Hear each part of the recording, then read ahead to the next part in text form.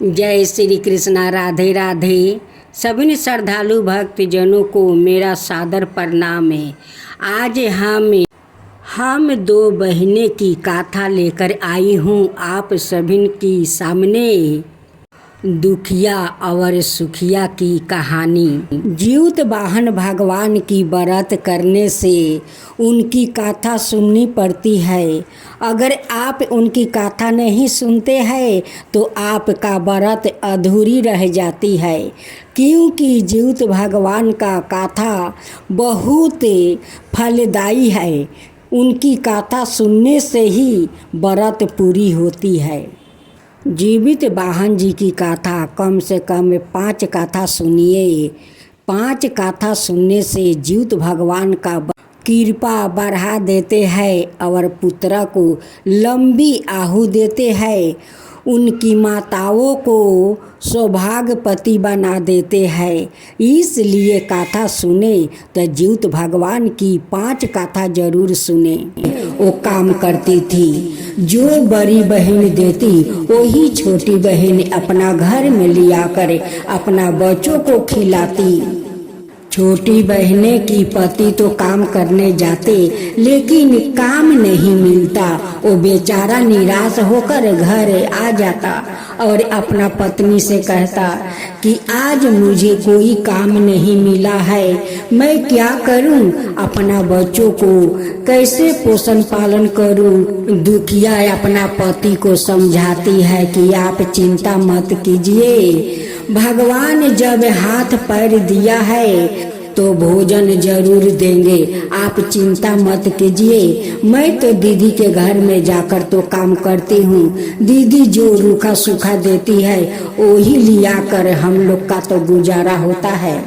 देखते देखते कब दिन बीत गया, जीवित भगवान का व्रत आ गया।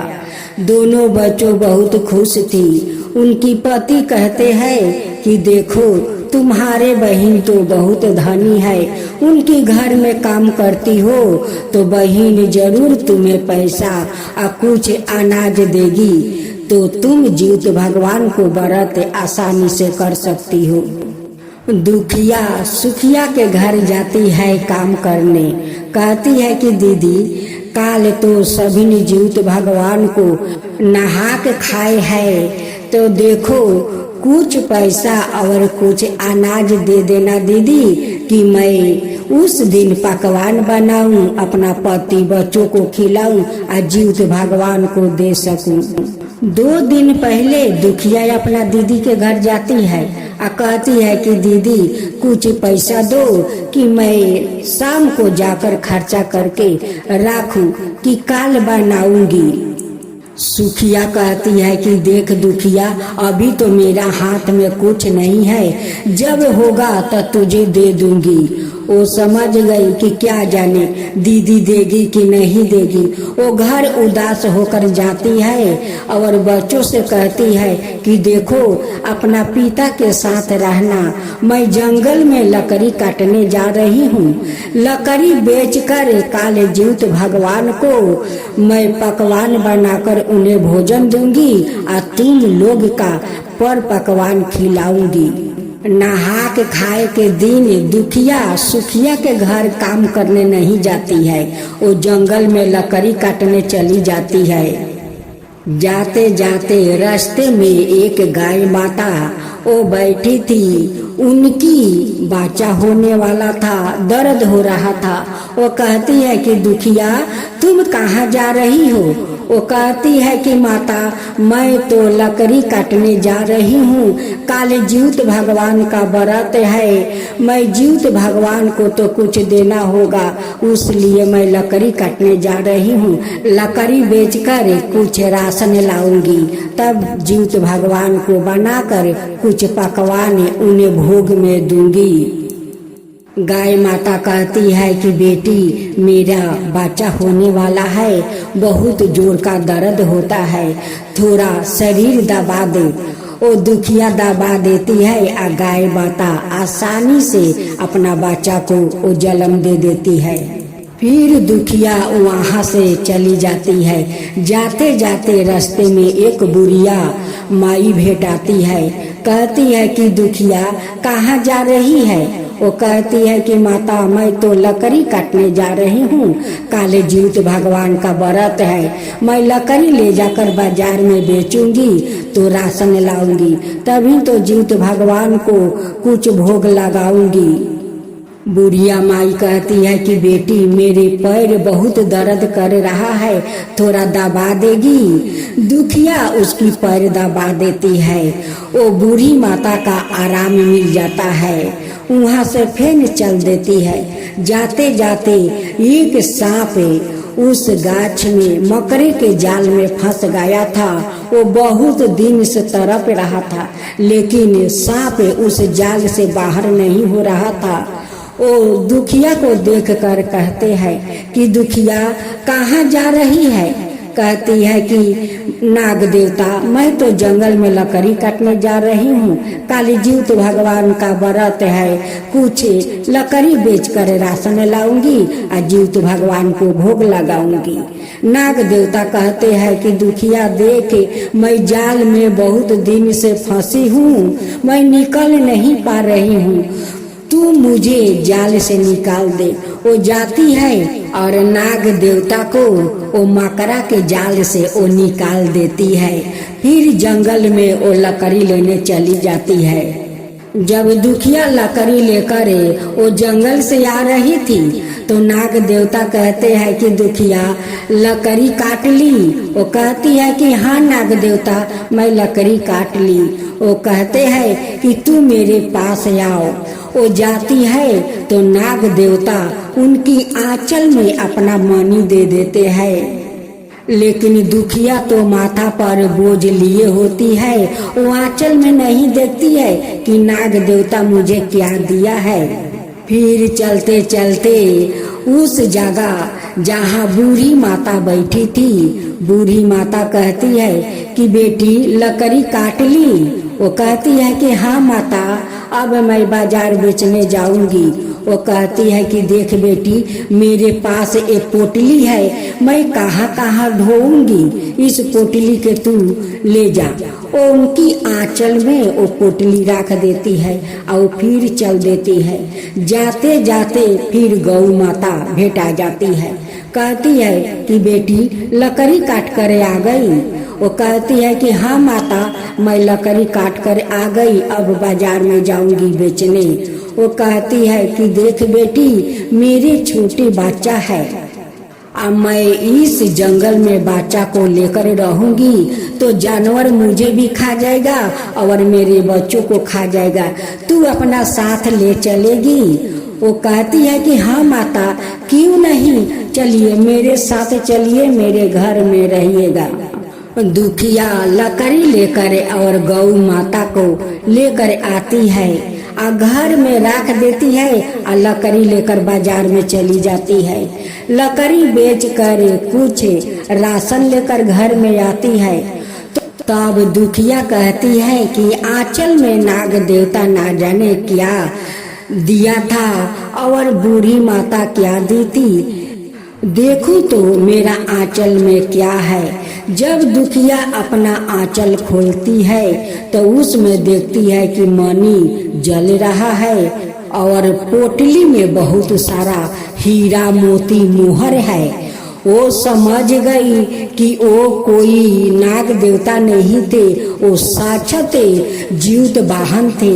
और वो बूढ़ी माता कोई बूढ़ी नहीं थी, वो साक्षात वो जीवित वाहिनी थी। गौ माता मेरे घर में जीवित वाहिनी बनकर आई है। आज मेरे बच्चों दूध दही खाकर आनंद हो रहे हैं। उधर सुखिया कहती है कि क्या बात है कि दुखिया मेरे घर में वो कल से काम करने नहीं आती है। सुखिया अपना दोनों बच्चों को बैठाती है कि जाकर देख तो दुखिया क्यों नहीं काम करने आती है। दोनों बच्चों आते हैं तो देखते हैं कि उनकी टूटे हुए घर तो महल में बदल गया है, वो लोग करोड़पति बन गई है। इधर दुखिया श्रद्धा भक्ति से जीवित वाहन जी की व्रत करती है और सुबह वो गरम गरम भोजन बनाकर पारण करती है। अपना घर में अपना बच्चों पति को लेकर वो बहुत आनंद खुशी से वो रहने लगी। सुखिया का दोनों बच्चों जाते हैं और कहते हैं कि माँ, मौसी तो करोड़पति बन गई है, अब उनकी टूटी फूटी घर नहीं है, घर महल है, वो लोग धनी है, वो लोग के घर में बहुत सारा धन है। सुखिया कहती है कि उस भिखारी लोग के घर में इतना जल्दी महल कहाँ से बन गया, इतना धन कहाँ से आ गया, कहीं उनकी पति किसी को घर तो नहीं लूट कर लाया है कि इतना जल्दी इतना करोड़पति बन गया। तब जाकर वो सुखिया आती है कि चलो देखूं। आती है तो उनकी महल देख कर वो बहुत आश्चर्य पड़ जाती है।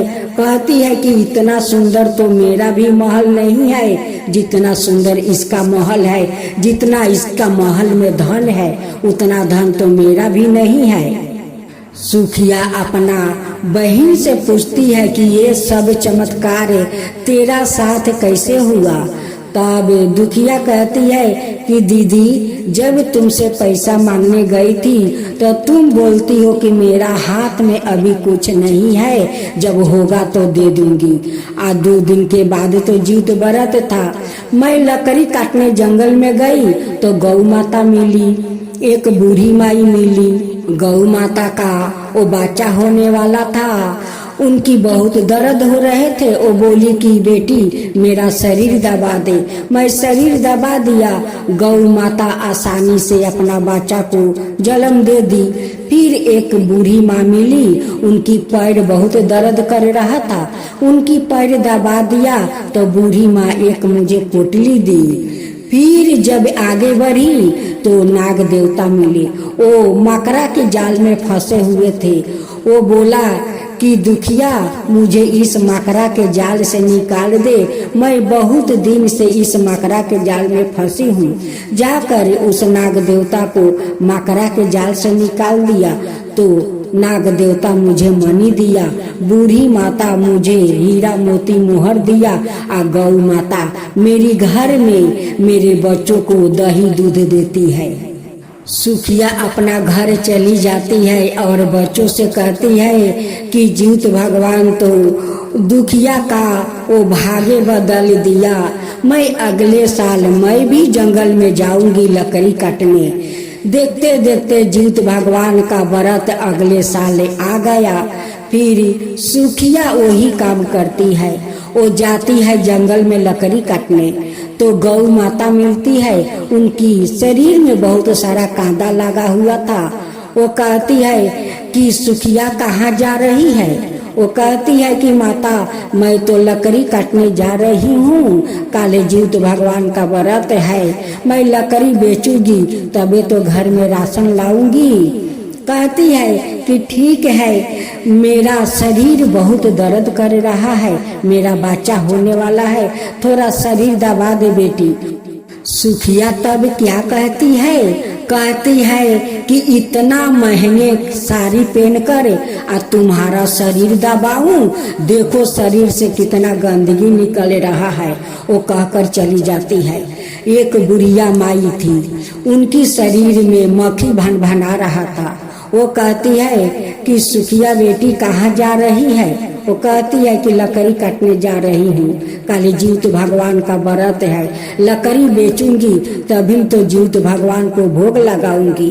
वो बूढ़ी माता कहती है कि बेटी मेरा पैर बहुत दर्द कर रहा है, थोड़ा दबा दे।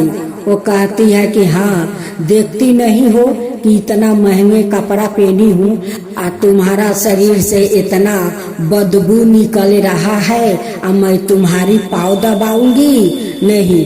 फिर चली जाती है। जात जात नाग देवता मिल जाते हैं। कहते हैं कि सुखिया कहाँ जाती है। कहती है कि मैं लकड़ी काटने जा रही हूँ, काली जीवित भगवान का व्रत है, लकड़ी बेचूंगी तभी तो भोजन लाऊंगी। वो नाग देवता कहते हैं कि मैं बहुत दिन से इस मकरा के जाल में फंस गया हूँ, मैं निकल नहीं पा रहा हूँ, थोड़ा मुझे इस जाल से निकाल दे। वो कहती है कि हाँ, तुम्हें निकालने आऊं कि तुम मुझे डांस लो और मैं मर जाऊं, मैं नहीं निकालूंगी। वो जंगल में चली जाती है, लकड़ी काट कर बाजार में बेचने जाती है। उनकी लकड़ी कोई नहीं पूछता है, कोई हाथ भी नहीं लगाता है। वो उदास होकर अपना घर में आती है, अपना बच्चों से कहती है कि मेरा लकड़ी तो बेचना दूर, कोई मेरे सामने नहीं आता है और नहीं लकड़ी में हाथ लगाता है, मेरा लकड़ी तो नहीं बिका। तब सुखिया का दोनों बच्चों कहते हैं कि माँ, हम लोग के घर में तो सब कुछ है, लेकिन मौसी तो बहुत गरीब थी, उनका घर में कुछ नहीं था, तो जीवित भगवान उन्हें सब कुछ दिया और तुम्हारा घर में सब कुछ है। तुम सुख से लकड़ी काट कर बेचने गई तो जीवित भगवान तुम्हें कहाँ से देंगे। एक दिन जीवित बाहा ने एक बूढ़ा का रूप धारण करते हुए उनकी दरवाजे पर आते हैं और कहते हैं कि सुखिया बेटी क्यों उदास है। वो सारी बात बताती है। वो कहते हैं कि ये तो गलत है, बहुत गलत है, कोई सुखे करते हैं तो कोई दुखे करते हैं। दुखिया को तो दुख भगवान बुझते हैं, सुखिया को कौन बुझेगा, क्योंकि उनकी घर में सब कुछ है। वो किसी को धन देख कर अगर लोभ करे, वो लोभ कभी वो पूरा नहीं होता है, क्योंकि और उनकी संसार में दलिद्रता बढ़ जाता है। अगर कोई दुखिया तुम्हारे घर में काम करे, अगर कोई व्रत आ जाए तो उन्हें दान करो, उन्हें व्रत करवा दो, ताकि फल तुम्हें भी भगवान देंगे। हे जीवित बाहा ने आप जैसे दुखिया के साथ किया वैसे सबके साथ करना, और जो सुखिया के साथ किया वैसा किसी को भी मत करना। हे जीवित भगवान, किसी को मत करना। जीवित भगवान की जय हो, जीवित वाहन की जय हो।